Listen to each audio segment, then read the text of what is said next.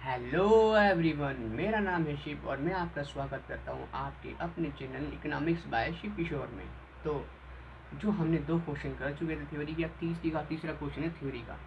आइए इसी में समझ लेते हैं। मैंने आपको बताया था कि शुद्ध अप्रत्यक्ष किसे कहते हैं, क्योंकि विस्तार से नहीं समझाया था। अब मैं समझाने वाला हूँ। शुद्ध अप्रत्यक्ष यानी NIT को विस्तार से समझाइए। ठीक है, ये क्वेश्चन है जो बनाया गया है। ठीक है, और NIT किसे कहते हैं, NIT को समझाइए, NIT क्या है, शुद्ध अप्रत्यक्ष क्या है, शुद्ध निकालने का तरीका क्या होता है। इस तरह के क्वेश्चन बना के पूछता है। अगर आपको समझ में आ जाए शुद्ध अप्रत्यक्ष किसे कहते हैं तो गारंटेड आपको परेशानी नहीं होगी। देरी ना करते हुए आगे चलते हैं। सबसे पहले परिभाषा। ये परिभाषा मैंने बनाई है, मैंने बुक में से नहीं उठाई। ठीक है, आप चाहो तो अपने तरीके से बना सकते हो और ये बहुत आसान भी है बनाना। ठीक है, देखिए,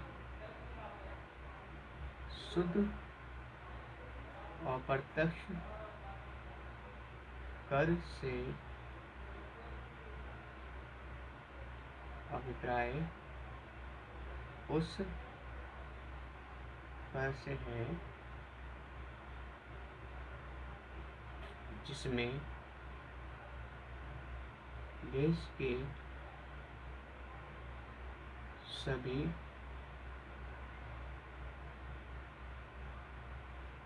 अप्रत्यक्ष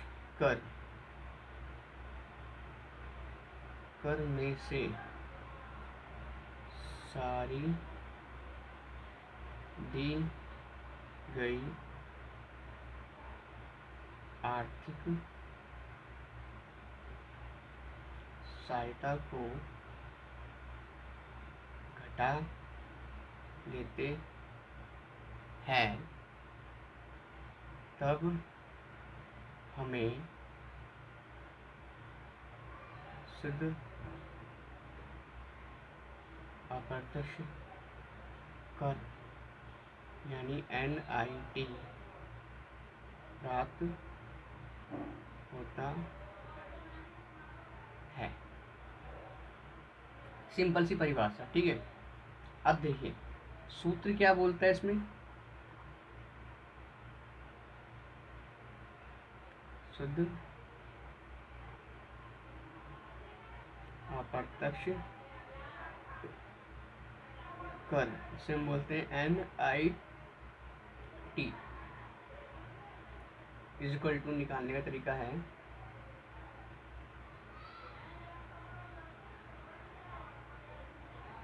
अप्रत्यक्ष कर, इसे बोलते हैं हम इनडायरेक्ट टैक्स, माइनस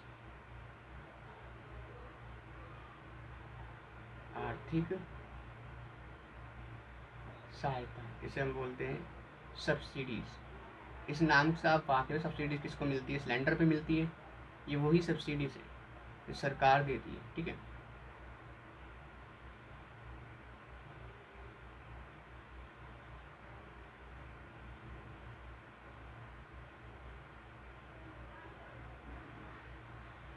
ठीक है, ये हमारे पास क्या है, सूत्र है। आपको समझ में आ गया होगा। ठीक है, अब ये बात करते हैं कि इसमें अप्रत्यक्ष कर में कौन कौन से नाम आते हैं। ठीक है, नोट नंबर फर्स्ट,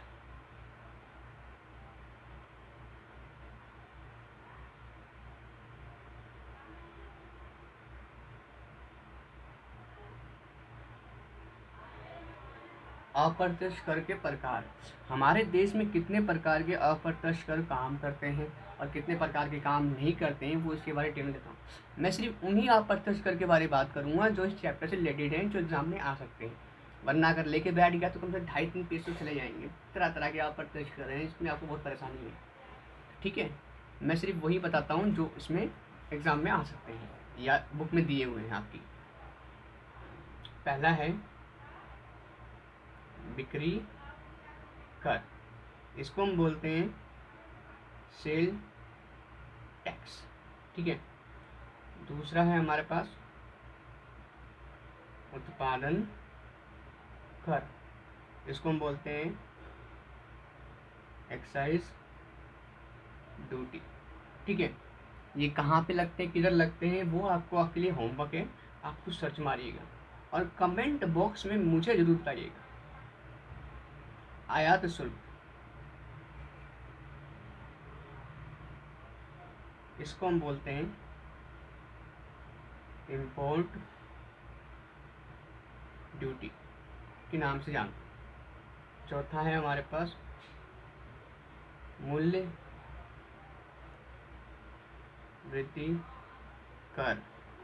जीएसटी आने से पहले ये सारे कर हमें कहीं ना कहीं दिखते थे, इसको हम बोलते हैं वैट। वैट का पूरा नाम है वैल्यू एडिड टैक्स, ये इसे बोलते हैं वैट, ठीक है। और पांचवा है हमारे पास सर्विस टैक्स या कर, इसको इंग्लिश में बोलते हैं हम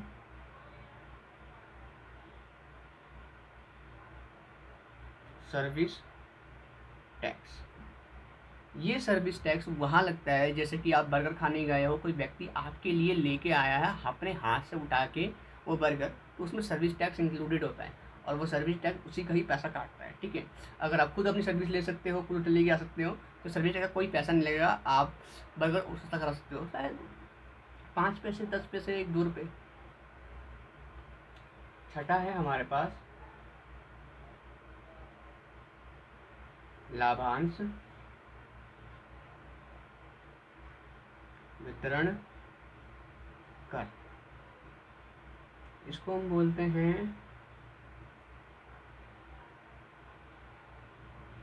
डिविडेंड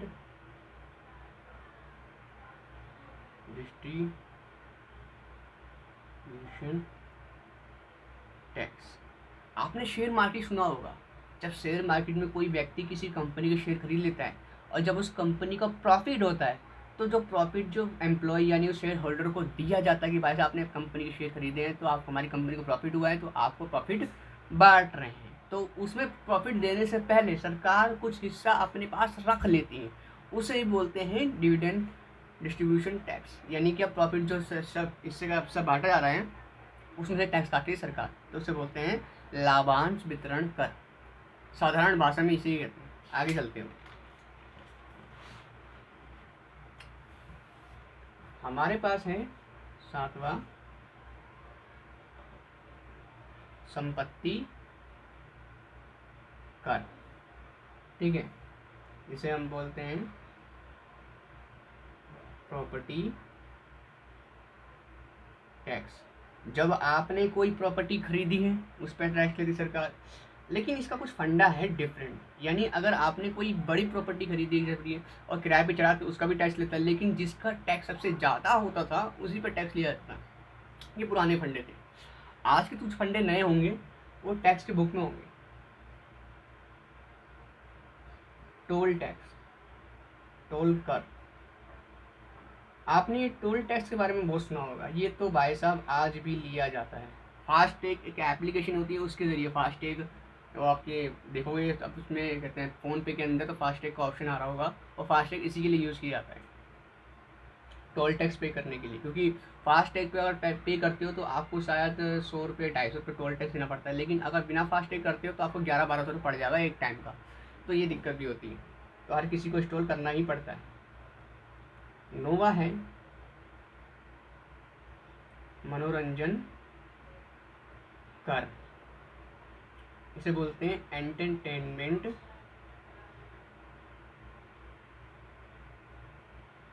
टैक्स। इसके बारे में सुना है आपने? शायद सुना ही होगा, मैं खाली पीली मजे ले रहा हूँ, ठीक है। ये मनोरंजन कर क्या होता है, जब कोई आप कोई टिकट खरीदते हो किसी सिनेमा हॉल की, तो उसमें सरकार टैक्स काट लेती है। आप उसमें लिखा होता है एंटरटेनमेंट मनोरंजन कर यानी एंटरटेनमेंट टैक्स इतना काटा गया है। ये सारे के सारे जीएसटी आने से पहले हर जगह आपको दिखाई दे जाते थे, लेकिन आज हमारे पास क्या है, आखिरी बचा है जीएसटी। इसे बोलते हैं गुड्स एंड सर्विस टैक्स। देखिए सारे टैक्सों को मिला के सिर्फ एक टैक्स बना दिया गया है, चाहे आप मनोरंजन में जाओ, चाहे टोल दो, चाहे संपत्ति कर दो, चाहे एंटरटेनमेंट दो, चाहे उत्पादन कर, बिक्री कर, कुछ भी इतना टैक्स पे कर रहे हो तो उसका नाम सिर्फ एक ही रख देंगे, जीएसटी। जीएसटी एसजीएसटी यानी कि स्टेट जीएसटी ले रही है सरकार, ले रही है स्टेट की, राज्य सरकार, और CGST इसे बोलते हैं सेंट्रल स्टेट टैक्स, और ये हमारे पास सरकार ने देश लेता है, जैसे कि मोदी और केजरीवाल ये 2 तरह के टैक्स ले जाते हैं, 2.5%, 3.5%, ऐसे ऐसे, तो आपका अमाउंट चला जाता है, ठीक है। और कभी कभार टैक्सों में जो डिफरेंसेस होता है वो इन्हीं कारणों की वजह से होता है कि आपके पास कौन कौन से आपने टैक्स पे किए हैं, वो विस्तार से जानने के लिए आपसे विस्तार से खोल सकते हो अंदर, ठीक है। ये तो हो गए टैक्स के बारे में। अगर हम बात करते हैं वो है, ये क्या था हमारे पास, नोट नंबर 1, अब ये नोट नंबर 2 है। आपने देखा होगा कि अप्रत्यक्ष कर, देखिए अप्रत्यक्ष कर कितने प्रकार के होते हैं आपने जान लिया। अब आर्थिक सहायता के नाम कौन कौन से होते हैं, किस तरह से आर्थिक सहायता दी जाती है, सब बच्चों को सरकार या सरकार को कहीं से मिलती है, तो वो उसमें देखते हैं। आर्थिक सहायता ये नहीं कि सरकार ही देती है, सरकार को भी कभी कभार मिलती है दूसरी सरकारों से, दूसरे देश से, कभी कभार देश की जनता भी आर्थिक सहायता कर देती है सरकार के लिए। पहला है हमारे पास रियासतें, ठीक है, इसे बोलते हैं कंसेशन, रियायतें बोलते हैं, कंसेशन बोलते हैं, ठीक है। दूसरा है हमारे पास अनुदान, इसे बोलते हैं हम ग्रांट, आपने नाम सुना होगा ग्रांट, की ग्रांट में दिया है हमें, ठीक है। तीसरा होता है हमारे पास मदद, ठीक है। चौथा है हमारे पास सहायता, इसे भी हेल्प बोलते हैं, ठीक है। मैंने सिर्फ वही नाम लिखे हैं जो आपके क्वेश्चन में आएंगे, फंसेंगे, वरना इसे कहते हैं, इसकी बात करें आर्थिक सहायता की तो इसके बहुत सारे नाम हैं, अगर डिक्शनरी में देखे जाए तो आप थक जाओगे और वो फालतू चीज़ें होंगी, ठीक है। तो ये हमारा टॉपिक ख़त्म होता है, इसे आप नोट कर लीजिएगा, बेटर रहेगा। इसे क्या बोलते हैं, शुद्ध अप्रत्यक्ष कर, ये आपके लिए बहुत इंपॉर्टेंट है थ्योरी के बेस पे, और इसी की थ्योरी के बेस पे जो फॉर्मूला लिखा गया ये वाला आप देख रहे हो, तो इसी के बेस पे हम क्वेश्चन सॉल्व भी करेंगे, ठीक है। और स्टार्टिंग के 15 क्वेश्चन बहुत ही लड्डू क्वेश्चन है, आप बोलोगे ये क्या तो मजाक चल रहा है हमारे पास, ठीक है। आगे चलते हैं, तो मैं आपसे विदा लेता हूँ, मिलता हूँ आपसे नेक्स्ट वीडियो में, धन्यवाद।